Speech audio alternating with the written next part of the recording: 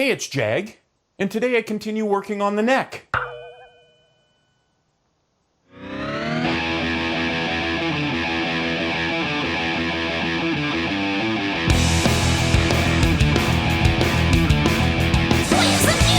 Yeah. In the last video, I showed you my new Ryoba saw, my solution for thicknessing the headstock. Also in the last video, I slotted the fingerboard and I repaired that tear out at the tip of the headstock. Today what I'm going to do is thickness the headstock, and I'm going to drill the locating pins for the fingerboard. I won't glue it on right away. I'm going to radius it before I glue it on. Now, I don't have the tuning machines here that I'm going to put on these two guitars. After having a discussion actually with NJS Guitars again, I've decided to go with vintage staggered. So they're vintage style, Kluson style tuning machines, but with staggered posts. Hopefully I won't have to use string trees on this. So I do have some Goto tuners. So I just use them to take some measurements. Now, these tuners, when you've tightened them as tight as you can, it's about 11.5 mil thick here. So you wouldn't want to go down to that thin on your headstock. Also, you don't want your headstock to be that weak. At their maximum thickness that they would actually still be able to thread and hold is about 17 millimeters. 14 to 15 millimeters seems to be about the standard thickness for that style of a headstock. I checked the one for the Beast, and it's about 14.5 mil. So I have marked 15 mil on this neck blank, and that's what I'm shooting for. That will give me some room to sand things down when I get that jigged up. One of the things that was recommended was to start with the crosscut side, but then go to the rip side as soon as your saw is tracking well.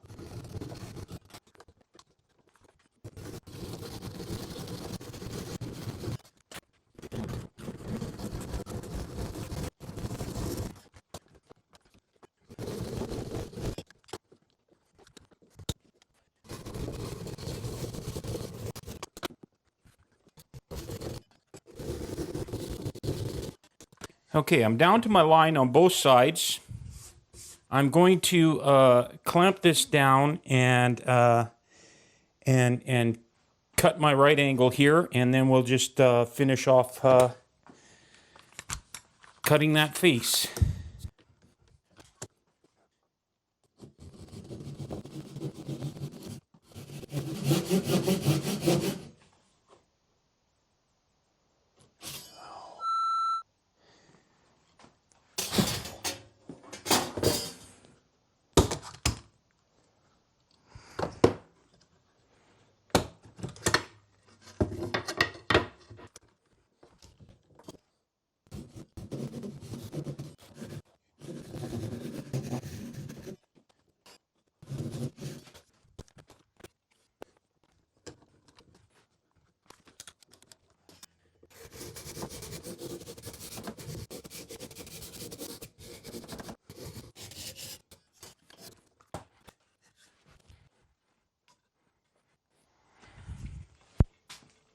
Okay, that went pretty well. I'm at about 14.5 right here, but on the opposite side I'm at 15, and I'm about 15 up at the top. So I obviously angled in just a little bit. I don't think that's an issue. By the time I'm done sanding this down, I'll still be at 14-ish millimeters. I will own up right now, I did make another mistake. I started cutting to cut the top off on the back of the neck. So now I have a cut here that I'm going to have to deal with. It's not that deep. It will be a feature. I'm going to definitely try and fix that. Fixed a mistake, made another mistake, but other than that, that saw definitely worked out well. I wish I hadn't done that, but I will, like I say, deal with that. I do have, and this might be an interesting thing to do. I've been wondering what to do with it. I have this piece of Bubinga veneer, and once I do this repair, it might look really interesting to put a Bubinga backer on this. There's that. I don't know. More opportunities. Glad I didn't go all the way through that, or we'd be making a headless guitar, which I do have a headless bridge set as well. So I really could do that. I just don't want this one to be headless. Well, that's certainly a disappointment, but hopefully I can recover from this. In a video I did on my channel about a year or so ago, I talked about how I'm left-handed for most things, but as a result of being forced to switch to right-handed by a teacher who was older than dirt when I was in grade 1, it left me with kind of a flip-flop when my brain had to switch dominant hands. The result of that is I am ambidextrous. I can do things almost equally well with both hands, so that's great. But a result of that, having to make that change, I often will get things exactly backwards, whether it's writing or communicating or even visualizing a concept. And that's what I did here. I was looking at the headstock going, okay, I need to thickness this, and okay, so I better mark it and cut it. So I completely looked at this backwards, knowing that this was what I wanted to keep, but my mind said this is where we need to cut. Now I'm going to try and repair it. So the good thing is the neck feels really, really solid here. I'm sure it weakens the neck, but I don't think it's weakened it to the point that the strings are going to be a problem. And if they are, this is my first neck. It would be unfortunate, but I would just have to make another neck. But I'm going to continue on with this neck and try and recover from that mistake. So one of the things I did when I trimmed this down, I had a whole piece of the end of the blank that I didn't need. And it's already the same thickness. It's the same. It's the same wood. It's the same blank.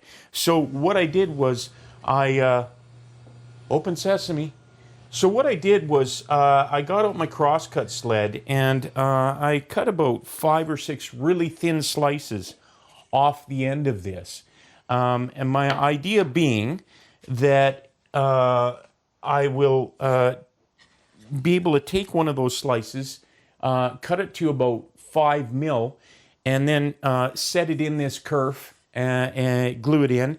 And it won't be invisible, but it won't be really noticeable. And I figure that's a good thing to try.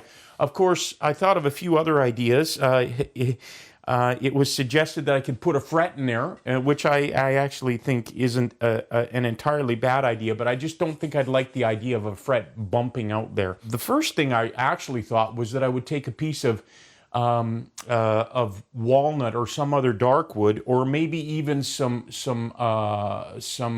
tinted CA glue, and just fill that and make it a feature. As they all say, there's no such thing as a mistake, there are features. And that might look cool, you know, having a line, dark line straight across here. I even thought about maybe trying to do some kind of an inlay of a rune or something.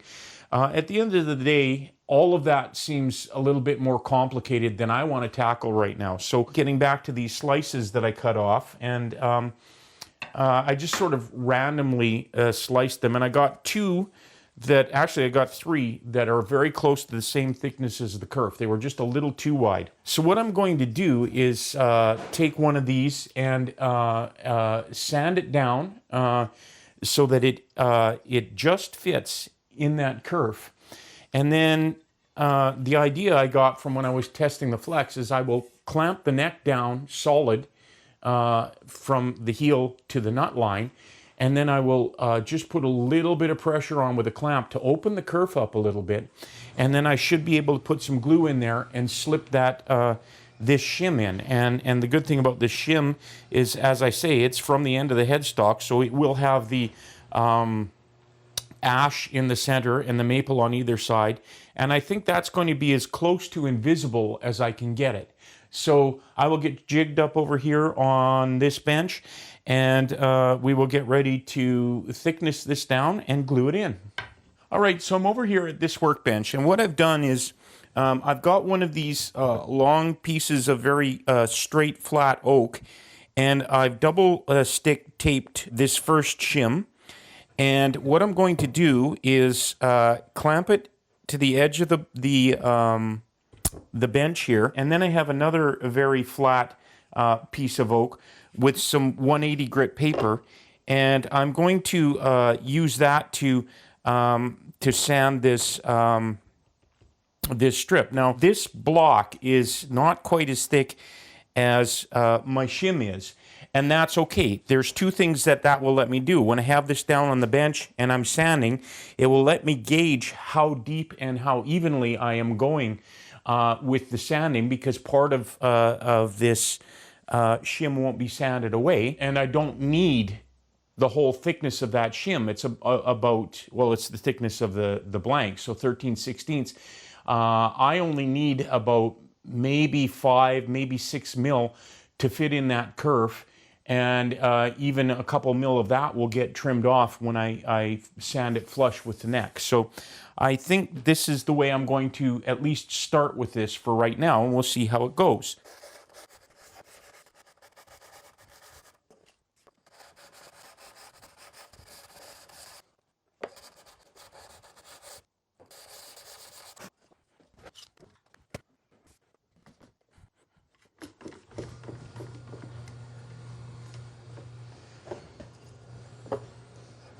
Open sesame.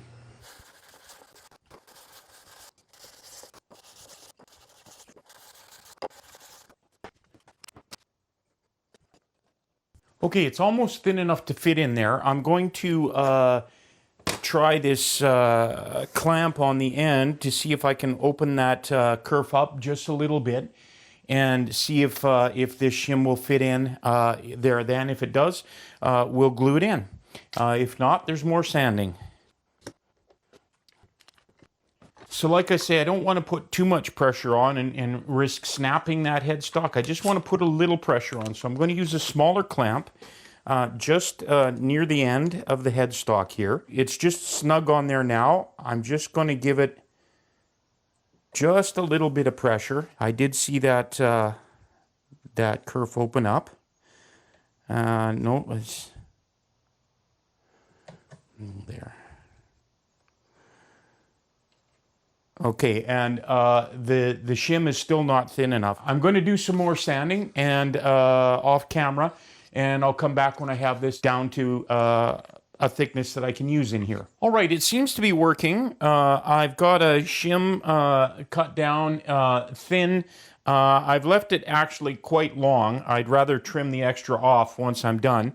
And I've clamped the neck down, and then I've left blank space here, and I've got one of my smaller clamps, and I put just enough pressure on the end of the neck here to open this kerf up a little bit, and this shim is fitting in there very well. The ash, you can see where the lines are, and so I'm able to match that up, and then I'll just slide it in.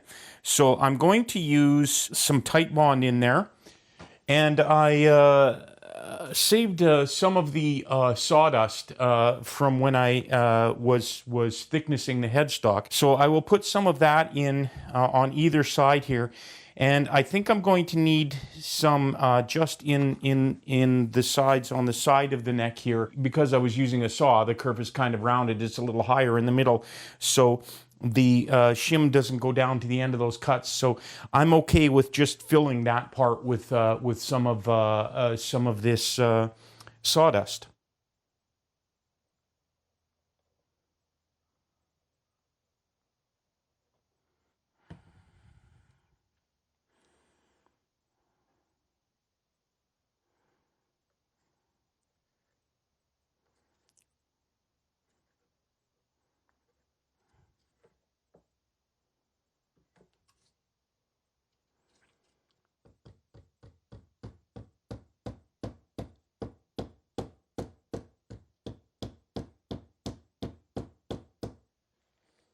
Okay, that's sitting 2.5, maybe 3 mil into that gap, and that's as far as I want to go with that. So I'm going to release this clamp and this one, get it out of my way, and then just work a little of this sawdust in here.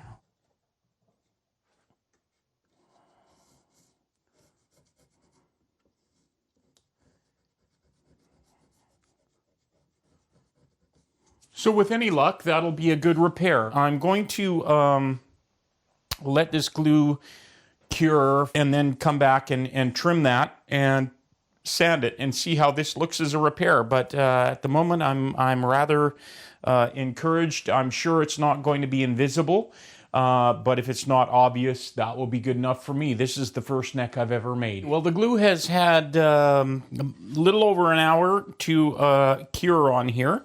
I'm going to cut this off and do a light sand and see what we've got.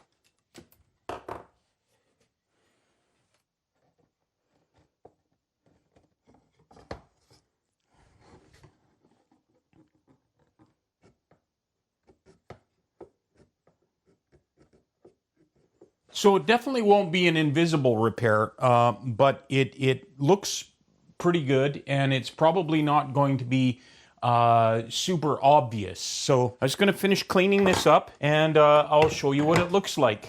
Well, I will say that that worked out way better than I thought it would, better than I could have expected. Come over here to the bench, I'll show you what I've done. So here you can see, there's the repair. And it's definitely not invisible, but it's also not going to be an eyesore, not going to be super noticeable. And as a matter of fact, by the time I finish sanding, it will probably be even less obvious. I have a scratch here too. The saw skipped on me when I was doing this. I'll be doing some contouring here and here. So that will kind of take that down and make it even less obvious. So I'm really happy with that repair. I think that's a good repair, and I feel a lot better now than I did when I started this morning. So the next thing I need to do is center the fingerboard on the blank, drill the locating pins, or drill 4 of the locating pins, and then take the neck, and I'm going to radius it before I glue it on, and then I will trim it to fit the neck. And at that point, I'll be ready to do the thickness sanding and do this transition here. All right, well, I've lined up the fingerboard on the blank and stuck it down with some double stick tape. It's right on the center line, top to bottom. And I have marked where I want to do my locating pins. I should be just outside the truss rod channel on this end, and at this end, the truss rod channel actually ends before where I'm putting it, but I'm keeping the locating pins as close to the center line as I can, because obviously when I carve it, if they're toward the outside, and I've seen people do this, they put the pins toward the outside, and then when they're carving the neck, all of a sudden their pin shows up. So I'm not going to drill too deep in for my pin, and I'm not going to go too far toward the edge. It's really kind of funny. I remember when I was a kid, they used to make the round toothpicks out of pine here, or could have even been maple. Anyway, it was a harder wood, and they were very uniformly round and uniformly shaped. Now the only thing I can find anywhere is these bamboo toothpicks, and the ones that I got that were actually the short toothpicks aren't even round. Like, they are so irregular that they wouldn't even work.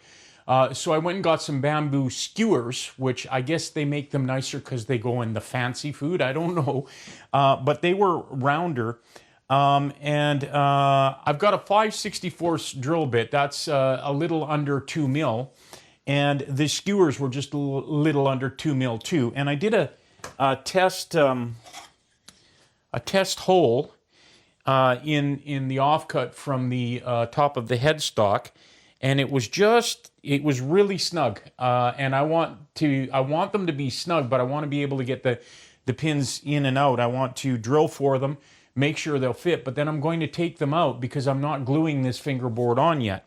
So what I did was I chucked this into my drill, took some 120 sandpaper and just spun it down a little bit. So the drill bit's reading 1.9 mil, and this toothpick's reading 1.7, 1.8 mil, and it fits very snug in here. So I think we're good. So I'm going to drill for that. First, I'm going to use my awl and just make a little starter for my drill bit. So I'm just going to do a little starter hole there, and down at this end, there's my mark. A little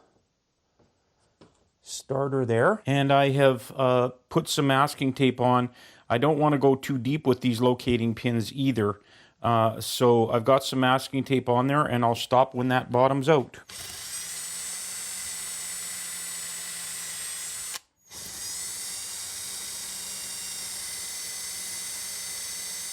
That's the locating pins done. They're fitting down in there great. I'm going to take the fingerboard off and get set up to radius it. The recommendation is start with anywhere from 80 to 120 grit. I think 80 might be a little bit too aggressive to start with, so I'm going to start with 120.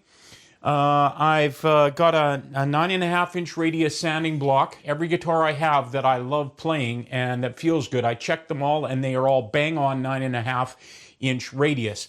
I have a couple with 10 inch radius, they're okay, and I have a couple that actually have a flatter radius, one with a 12 inch and one with a 20 inch radius.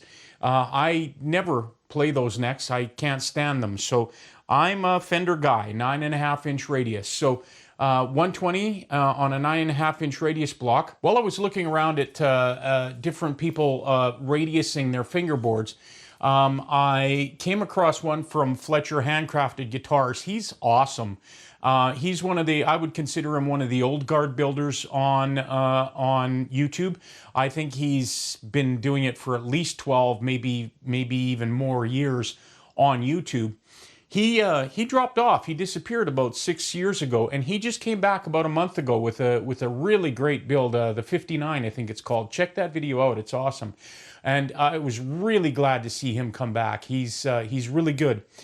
At any rate, I watched a video where he was radiusing a fingerboard, and he did it like I'm going to do it. He sticky taped two basically guide blocks down to run the sanding block in between, and then you just center your fingerboard in between those. So I thought that was a really good idea, and that's what I'm going to try.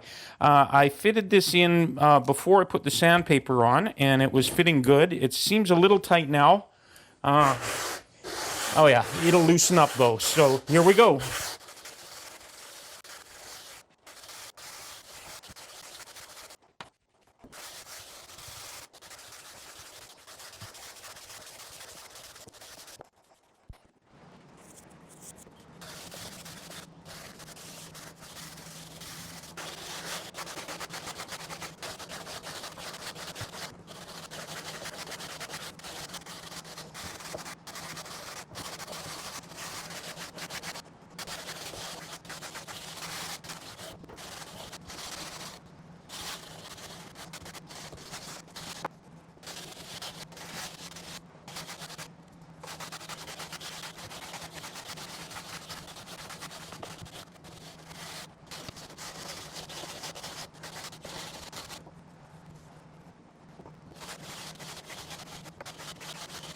Well, that's work that's definitely better done on a cool day. It's kind of warm out there today, still middle of August.